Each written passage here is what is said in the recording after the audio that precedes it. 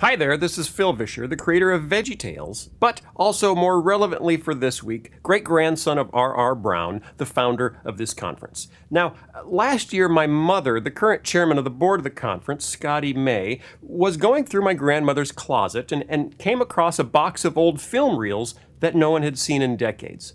So in honor of the 75th anniversary of the Okoboji Lakes Bible and Missionary Conference, we decided it would be fun to give you a peek at the early years of the conference.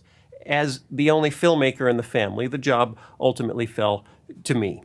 So for the next week, every night I'm going to give you a little peek into my grandmother's closet and into the early years of this amazing event that has affected so many lives. The Okoboji Lakes Bible and Missionary Conference has met here in Arnold's Park every year since 1935. But the story of the conference starts even further back. In January of 1921, a group of Christians in Omaha invited young R.R. Brown to come to Omaha to host a series of tent revival meetings. Brown, my great-grandfather, was at that time working out of Chicago as the Western District Superintendent for the Christian and Missionary Alliance, my family denomination. In the summer of 1922, he launched those meetings out of a tent on Dodge Street, where he preached every night for 4 months. He decided God was calling him to Omaha, so he moved his family from Chicago later that year and founded the Omaha Gospel Tabernacle on the site of those tent meetings. What does all this have to do with a Bible conference in Iowa? Well, something else big happened in 1922. Radio exploded.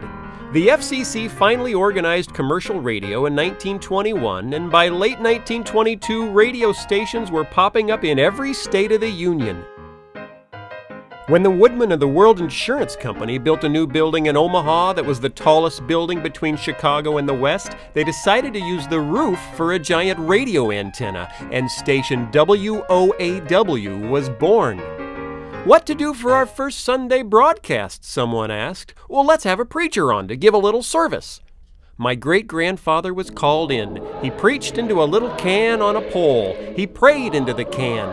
Members of his choir sang into the can. And he went back home thinking that was the end of it. And that would have been if it weren't for the letters. Scores of letters came into the station that week asking for the radio chapel service to continue.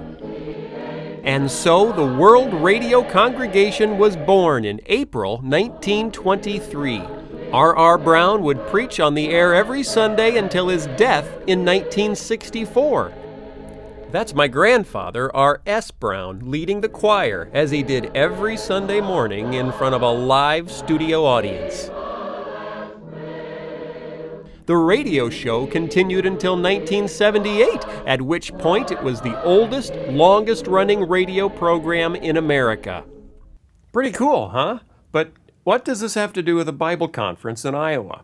To find out, you're going to have to come back tomorrow night. See you then.